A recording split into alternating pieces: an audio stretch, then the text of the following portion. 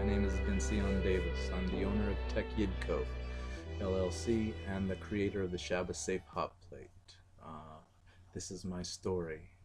This is my story of how Hashem and Teshuvah has brought me out of the darkness of addiction and more and more. Uh, I wasn't born Jewish, actually. Don't let the beard fool you. I was born on a horse and cattle ranch in Colorado. I'm a Jewish convert. In fact, my family had been ranchers for many generations. My mother's family tree shows that they've been here, moved from back east in the 1700s to Missouri to Kansas to Colorado in the 1800s. I have a great great grandfather named George Washington Lauterbach. They named him after the first president. My father's side of the family had been ranchers for 4 generations. My great great grandfather moved out of the Sand Hills of Nebraska and purchased the ranch in the southeastern corner of Colorado. My father was also a raw fur dealer. That means during the winter, he was actually the largest raw fur dealer in southeastern corner of Colorado. He would buy fur from all your local trappers and ranchers and sell directly to a coat maker in New York.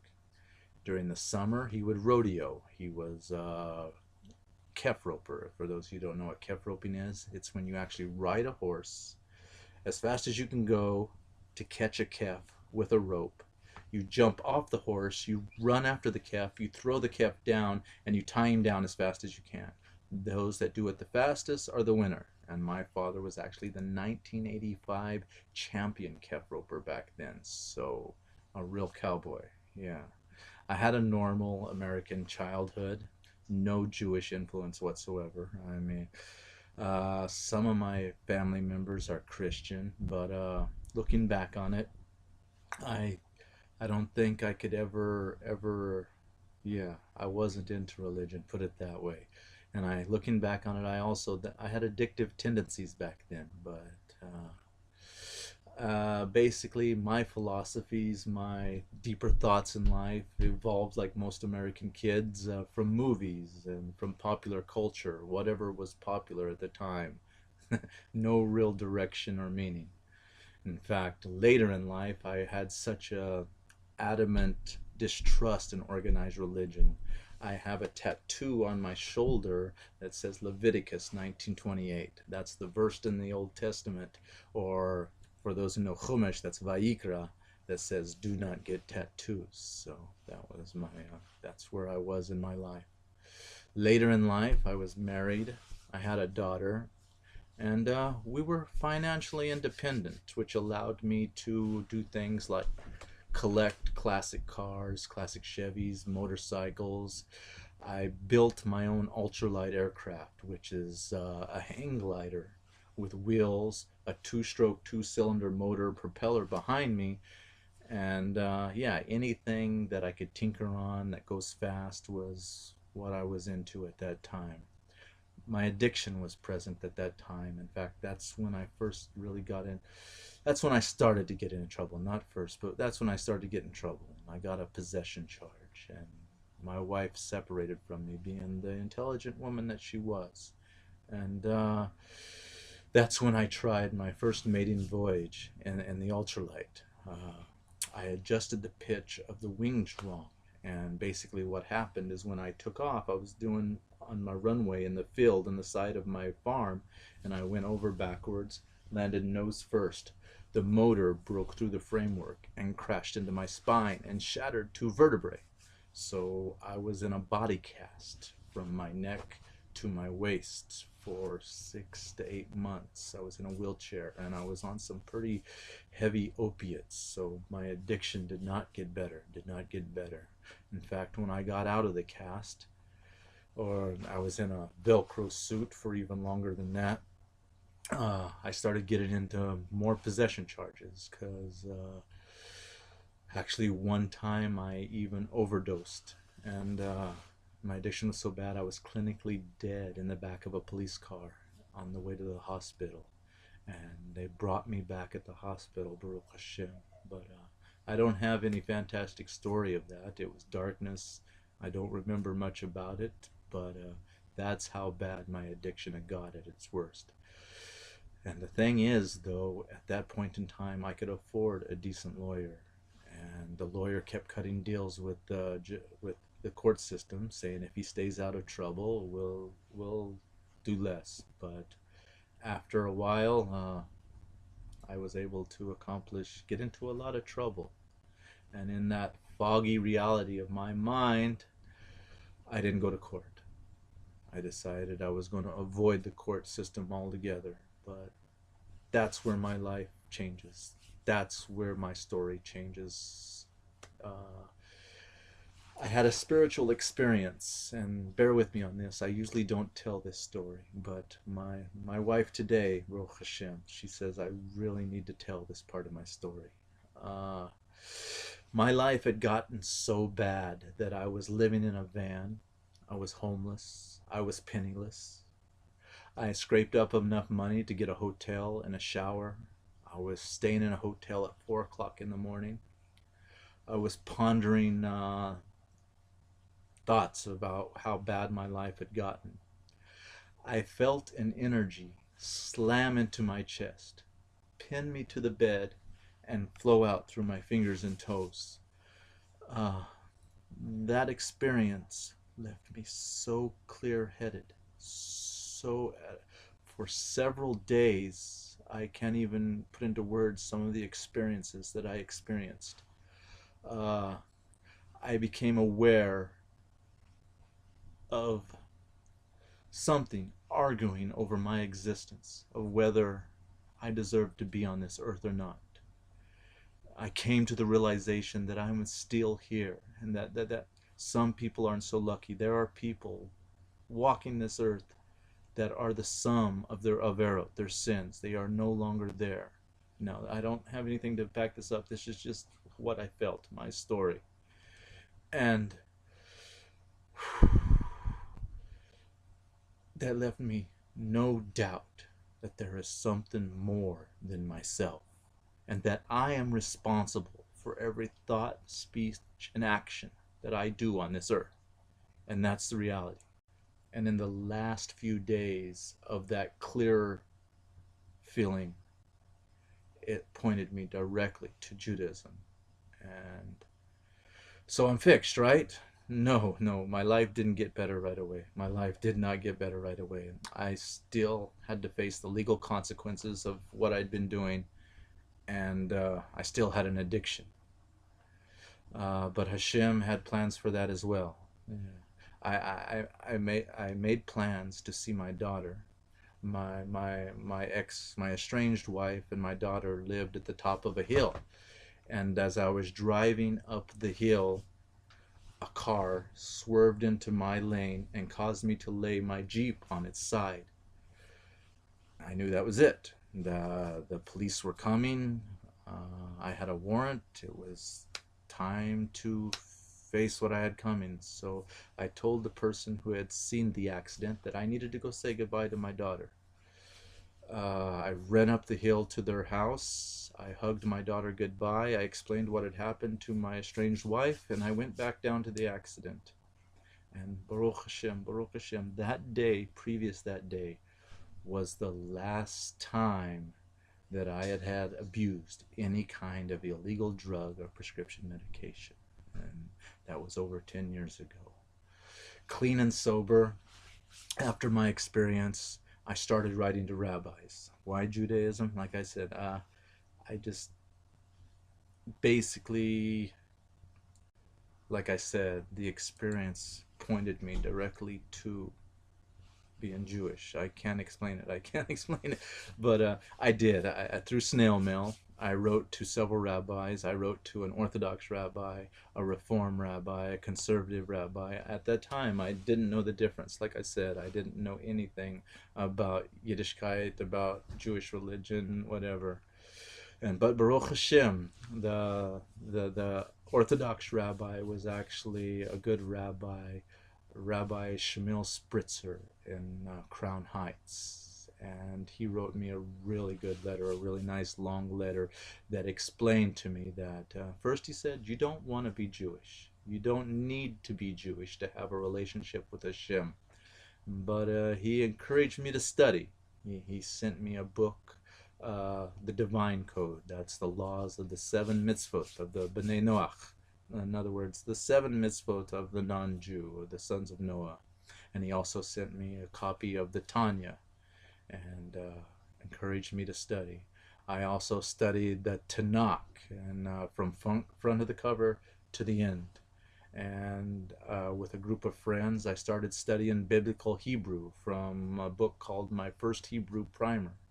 One thing that became obvious to me right away, studying the seven Noahide mitzvahs, especially in about the emes, the truth of Judaism, is how the church incorporated things that are completely not allowed into their service. Things as simple as having a bloody crucifix in front of you when you daven.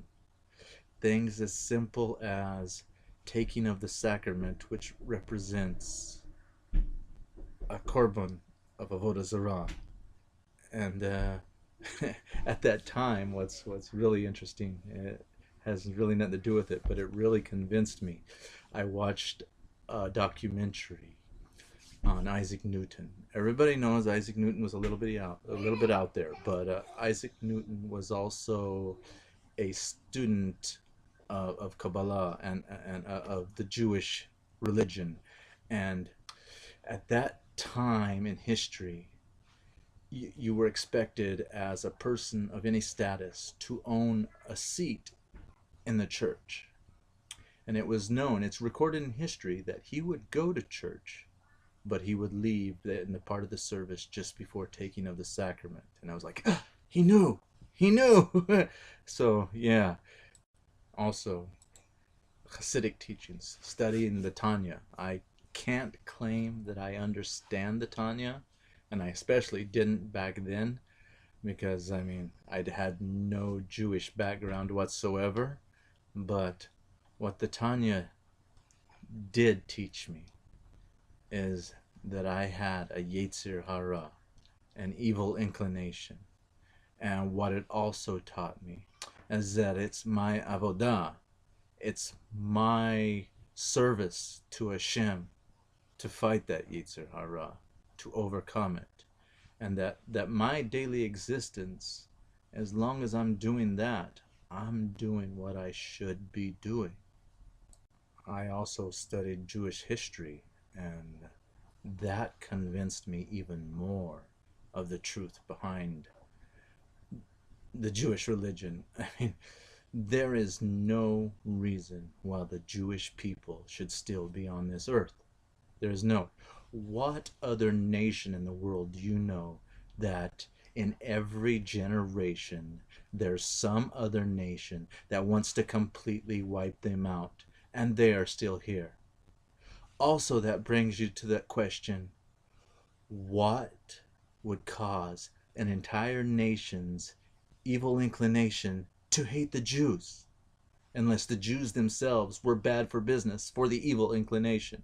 I mean, that's my way of looking at it, and that's what sold me. After a few years of studying, I was no longer happy being a non-Jew.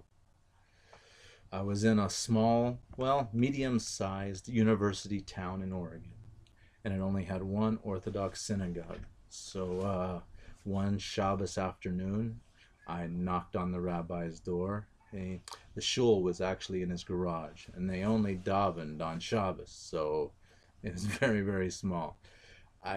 He opened the door. I poured my entire life story out to him. His name is Rabbi Derfler, and it was Ahavas Torah in Eugene, Oregon.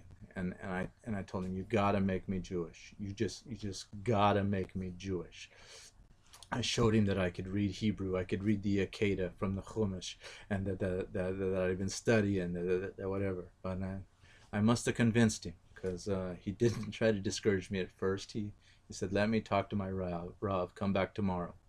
I came back tomorrow, and he says, oh yeah, I was supposed to discourage you, but yeah, we spoke to the Beit Din, we got a syllabus, and I started studying. At this point in time, I also decided to go back to school. I enrolled in the local community college there to study as an electronic technician. I got all A's and B's for my efforts. In fact, I was a member of the Phi Beta Kappa Honor Roll Society. Uh, but the Beit Din informed my Rav there, after studying for him with 8 months, that if I stayed in Eugene, which did not have a large community, they only davened on Shabbos in the rabbi's small shul, that it would take at least 3 years to convert. And that if I moved to a larger community in Portland, Oregon, then it would take less time, whatever the rabbi would decide. So I looked into transferring all my classes to college in Portland, Oregon, and that summer I packed everything up and moved to Portland. I was so happy to have a place to daven, Chakras, Minka, Mariv during the day that I showed up. And by the way, it's Kesser Israel and the amazing Rabbi Brodkin there. I asked him, I go, will you please finish my conversion according to the Beit Din? And he looks at his phone, says, I really don't have time right now. Whatever. And I read that book. I read that. I know you're supposed to discourage me. I didn't tell him that, but I know he's supposed to discourage me. So I kept showing up. I kept Chakras, Minka, Mariv. I kept showing up. And Baruch Hashem, I asked him again. I go, do you have time to finish my conversion? He'd look at his phone, and he'd act really upset, like I was annoying him. But it I was dedicated. I stayed and I davened and I showed up every day, and finally he said he would help convert me. So Baruch Hashem, at this point in my life, I'm going to school full time. I have 3 part-time jobs trying to pay bills. I'm a screen printer. I worked as mashgiach at a deli. I also worked as maintenance for the local Jewish preschool there, Chabad preschool. The thing is, though, is I had to pass a state and federal background check that all teachers and employees of schools have to pass. But Baruch Hashem, none of my charges were violent and they were not against my fellow man. There was nothing keeping me from working at the school, which was a great blessing, Baruch Hashem. I studied my syllabus that the Beit Din gave me. And the syllabus consisted of the laws of brachot, the laws of kashrus, how to daven as a Jew, 3 books on the yearly cycle of the Chagim, and 3 books on the laws of Shabbos. I know there's more, there's a couple more books anyways. And I became a real part of that community. It's an amazing, amazing community. The Beit Din, Baruch Hashem, that they used, because the rabbi there had a relationship, is the Beit Din of Havrav Michal Twersky, the Hasidic Beit Din in Milwaukee, Wisconsin, under the guidance of Rosh Kolel, Rosh Beit Din, Rav Mendelssohn Rovic. So my conversion has a good hechsher. Nobody questions it. After studying for another year, so basically it was a year and 8 months after I showed up on the rabbi's doorstep, I got the green light to go to Milwaukee. And during that time, I've been watching faithfully, like off of the internet, every shirim of Rav Mikkel Twersky and Rav Ben Sion Twersky. I almost had their shirim memorized, looking forward to going to Milwaukee. I would even listen to their shirs while going to sleep. But anyways, I got the green light to go to Milwaukee. It was on the 4th of July. My plane landed at 3:30 in the afternoon. I got a taxi to the Kollel. I met with the Rosh Kollel, Rosh Beit Din. He called the other 2 members of the Beit Din. They called the Moil. I was really, really nervous, but they had me poked, sworn in, dunked, and wrapping tefillin by 5:30. I was Ben Sion, and I was Jewish. And I walked outside. There was fireworks in the sky. It was amazing. It was amazing. No pomp and circumstance, but I was Jewish. The very next morning, I got up for, I think it was the 5:30 chakras, and had my very first aliyah to I was Parshas Balak. So I returned to Portland, and I was able to study Gemara now that I was officially Jewish. So I started the new Daf Yomi cycle. I was still going to college. In fact, now it was suggested to me it's time to find a shidduch, a Jewish wife. So Orthodox Jewish dating's a little different. But anyways, I mean the dating pool for a late 30s convert in Portland, Oregon was really small. But during while I was studying for finals at school, I kind of haphazardly filled out a profile in a brand new Jewish religious dating site, and they kept writing me letters saying, "We have matches for you. We have matches for you." And I was studying. I was aggravated. I said, "No, thank you. No, thank you." I wrote him a really not so nice letter. I said, "I'm a little bit too religious for this, for your dating site. Whatever. Please take me off your mailing list. I don't have time for this." And they said, "We're sorry to hear that. How about a free membership?" I said, "Okay, a free membership." So I finished my profile, and I put what Gadolim were on my wall, what my study habits were.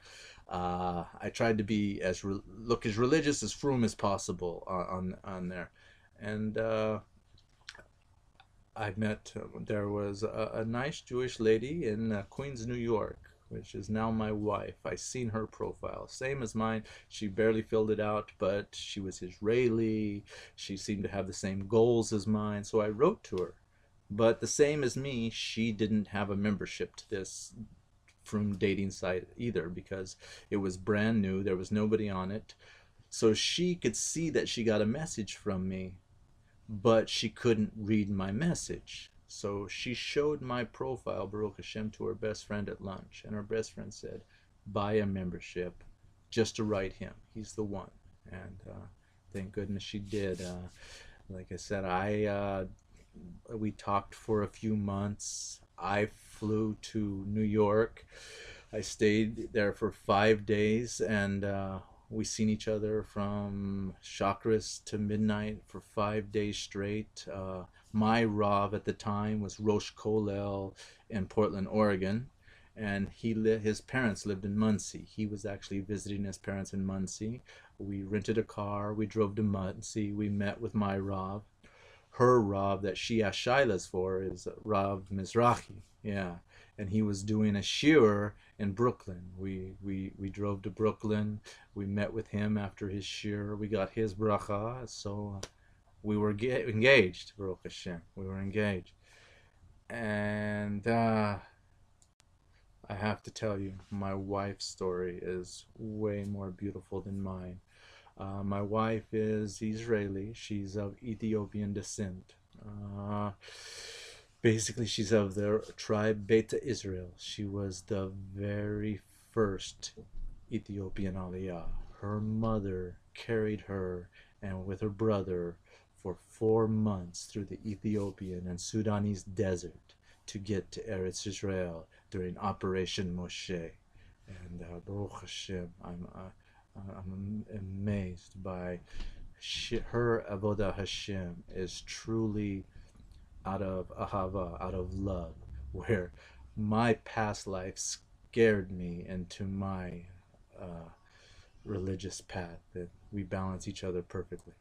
My Rav, the Rosh Kolel of Portland, Oregon, Rabbi Fisher, he says, you need to move up there first. You need to get a job. You need to get an apartment. You need to be a good hatan and help with the wedding. I was scared.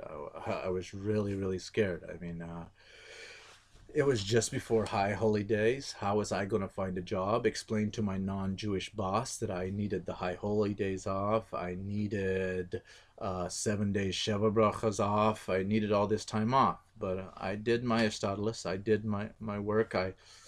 I flew my resume to every electronics job on Craigslist, basically. I wrote down that I had a shiny new degree in electronic engineering tech, and you can't tell I'm Jewish unless you're Jewish if you look at my resume, because basically Ben Sion is in the email, and I use the Rosh Kollel as one of my references and everything. But I get a call from this Hasidic voice, and he says, "Well, when will you be in New York?" I said, "Such and such Monday." He says, "Well, that's the Monday after Rosh Hashanah." And I'm like, "Well, how do you know Rosh Hashanah?" And anyways, we're a Jewish company. He asked me some electronic questions, and that's it. I load everything I own, which isn't much at the time, into the back of my little Subaru car, and I drive all the way from Oregon, West Coast, to New York, East Coast. And actually, I'm driving through Ohio, and I get pulled over by a state trooper. The state trooper pulls my license, and he asked, "Is this your current address?" And I said, "No. If you look in the back of my car, everything's piled back there. Everything I own is in this car." He says, "Well, why are you going so fast? Where are you going?" I said, "I'm going to New York. I'm going to get married. I'm engaged." And he actually looked and says, "That's a better excuse I've had all day." And he gave me back my license and didn't give me a ticket. Anyways, I make it to New York. I have a job interview that Monday. And Baruch Hashem, at Ashkaka Pratis, I got a job with an amazing Satmar family in Borough Park. That is still my job today. Rev Chacheskel Brock in Borough Park is where I started working. And my wife and I, we were living in Queens, and my wife gave me the gift of a beautiful Jewish girl. And I'm studying nights, I'm studying mornings, I'm going to work. Life seemed to be going good. Then there was a horrible tragedy in Brooklyn. There was a fire that killed several Jewish children, and it was caused by an unsafe hot plate. Orthodox Jews use hot plates on Sabbath so that they can keep their food warm, because cooking is not allowed on Sabbath. And they leave it plugged in for usually 26 hours, sometimes 3 days at a time. And my wife was crying, was heartbroken. We invested in smoke detectors. It was a troubling time for the Jewish community. I had friends ask me what hot plate should they buy, and I knew aren't any safe hot plates on the market for how Jews use a hot plate, because like I said, we leave them plugged in for an extended amount of time, and most wiring can't hold up to that. And I knew from back when I was going into college, I lived underneath a nice rabbi and rebbitzin, that they lived in the house above me, that their hot plate had broke down just prior to Shabbos, and the rebbitzin asked me if I could fix it. I opened it up, and what was inside was scary. The actual wire, it was porcelain, ceramic insulators around a heating element, and those insulators had broken, and the heating element had actually arc welded itself to the frame. I, it's yeah. Anyways, so I had friends tell me, "So why don't you make a better one?" I had the connections at work with the factories overseas and everything, so I drew a schematic of what I wanted my hot plate to have. I wanted it to have a stainless steel heating element. I wanted it to have electric circuit breaker, a thermal circuit breaker. I wanted it to be lifted up off of the counter so that it didn't heat up your counter on a 3-day Yom Tov. I wanted an industrial electrical cord. I wanted it stainless steel so that it could be kosherable. I wanted all these, and Baruch Hashem, through effort of my own and through mostly Hashgacha practice, not that much effort of my own, the factory fell in place. Everything fell in place to where I was able to get a sample unit from the factory of my design.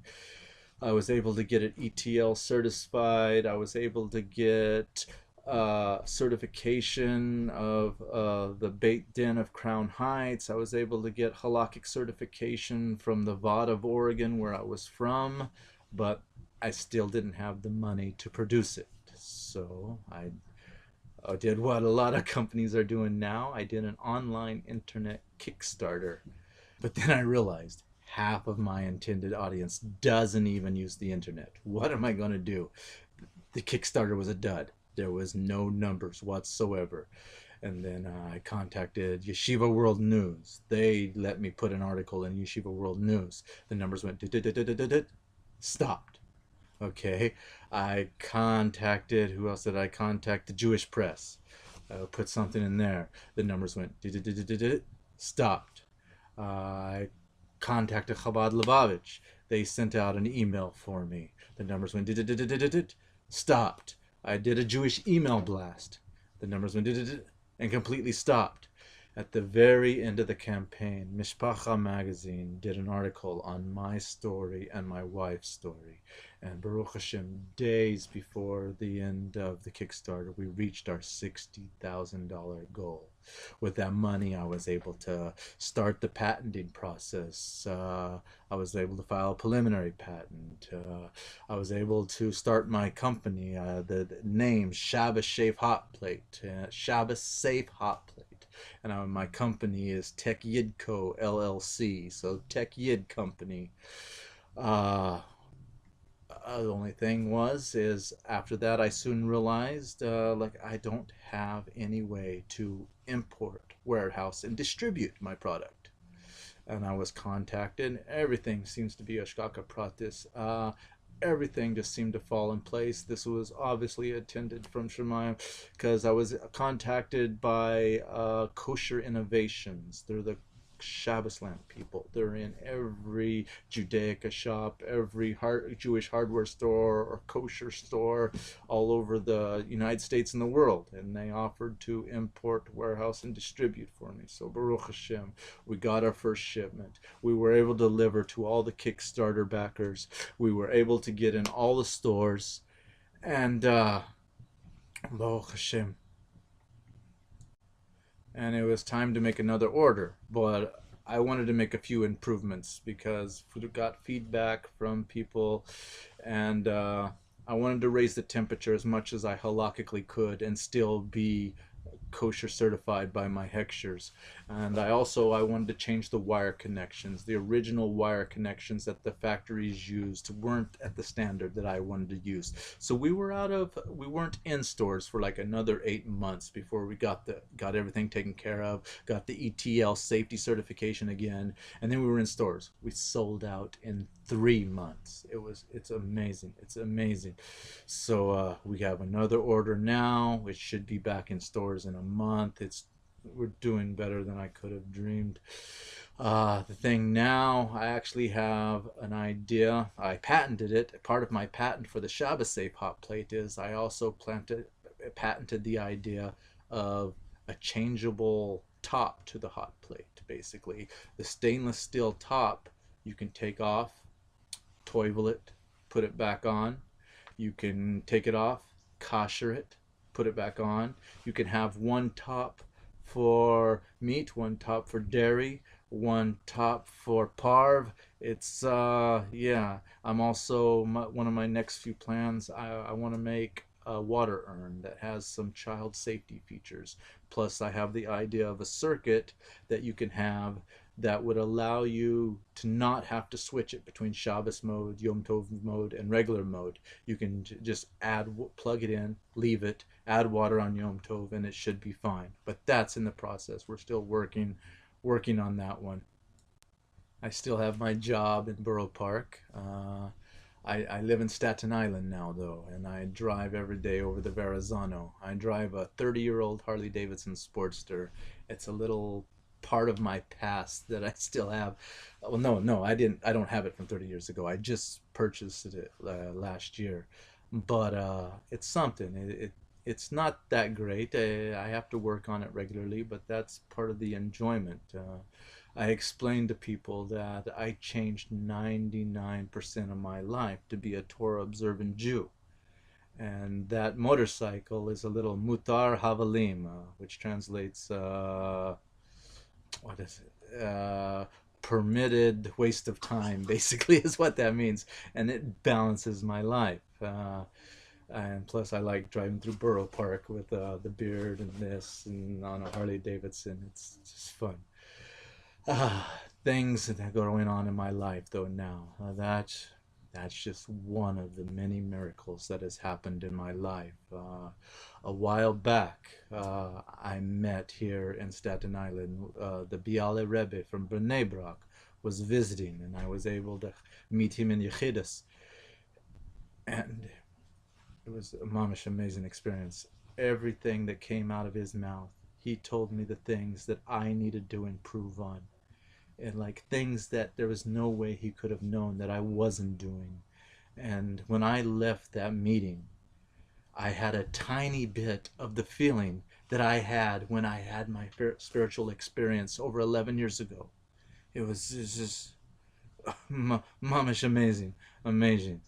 Uh, but my greatest blessing today is my wife has blessed me with two amazing Jewish children. I have a girl, I have a boy.